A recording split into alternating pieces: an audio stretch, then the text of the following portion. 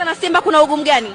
Mmecheza naye kwenye ligi, mmeshindwa kupata matokeo, lakini pia hapa mmepoteza tiketi yako na finali. Kwanza cha kwanza tunatakiwa kuheshimu Simba ni timu kubwa, Simba ni wachezaji wenye experience. Tumekuja kukutana na wote kwenye sehemu ya pichi. Kila mtu amekuja kutumia nafasi yake. Wamekuja kutumia nafasi zao, wameweza kutuzidi. Yeah. Pengine mchezaji gani amekuchallenge sana wakati hapa dakika 90 zilikuwa zikiendelea?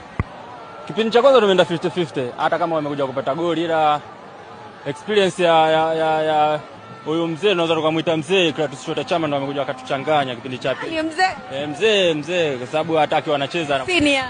Mzee ndio hiyo senior kwa sababu Chama yeye mwenyewe nikiwa nacheza naye yeye mwenyewe ananiambia Aidani, umeanza kuniona toka muda gani? Yeye mwenyewe anaongea. Anaongea, namwambia nimeanza kuona uko shule. Yeah.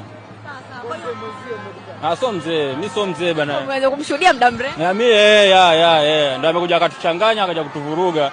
Yeah. Shukrani sana. Nashukuru sana.